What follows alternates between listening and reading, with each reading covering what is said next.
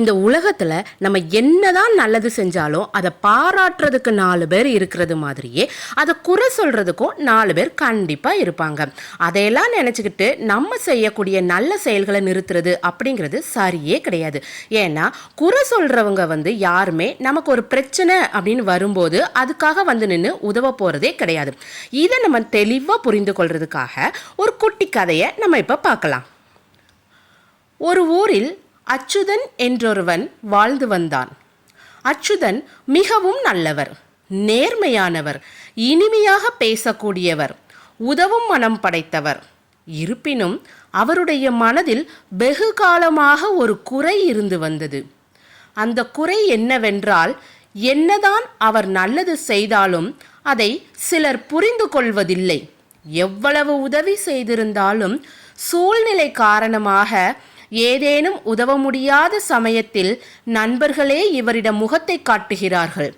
இவருடைய குழந்தைகளுக்கும் மனைவிக்கும் இவர் நேர்மையாக இருப்பதால் தான் தாங்கள் கஷ்டப்படுவதாக ஒரு எண்ணம் உண்டு என்பது அச்சுதனின் கவலையாக இருந்தது. அச்சுதனுக்கு மனதில் நாம் எவ்வளவு நல்லது செய்தாலும் அதை குறை கூறுகிறார்களே என்ற வருத்தம் இருந்தது. அப்போது அந்த ஊருக்கு ஒரு சாமியார் வந்தார். அவரை காண சென்ற அச்சுதன் தன் குறைகளை அவரிடம் கூற, அவர் அச்சுதனை அழைத்து கொண்டு ஒரு சத்திரத்துக்கு செல்கிறார். இப்போது முனிவர் அச்சுதனிடம், அந்த சத்திரத்திலிருந்து வருபவர்கள் என்ன பேசிக் கொள்கிறார்கள் என்று கேட்டுவிட்டு வா என்று கூறி அனுப்பி வைத்தார். அச்சுதனும் அந்த முனிவர் கூறியவாறு சத்திரம் வாசலில் சென்று நின்று அங்கிருப்பவர்கள் பேசுவதை உன்னிப்பாக கவனித்தார்.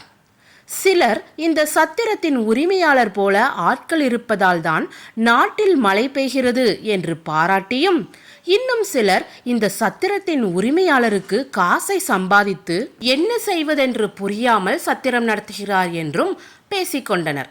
இதை கேட்டுவிட்டு அச்சுதன் முனிவரிடம் நடந்தவற்றை சொன்னார். இப்போது இருவருமே சென்று அந்த சத்திரத்தின் உரிமையாளரை சந்தித்து இதை பற்றி கேட்க, அதற்கு அந்த உரிமையாளர் சிரித்து கொண்டே என்ன சொன்னார் தெரியுமா?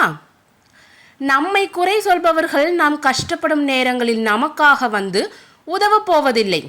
அவர்களால் முடிந்தது குறை சொல்வது மட்டும்தான். எனவே இது போன்ற நபர்களை எண்ணி நான் ஏன் கவலைப்பட வேண்டும்? அவர்களுக்கு பயந்து ஏன் நான் செய்யும் செயலை நிறுத்த வேண்டும் என்று கூறினார். இப்போது அச்சுதனுக்கும் எல்லாம் தெளிவாக புரிந்தது.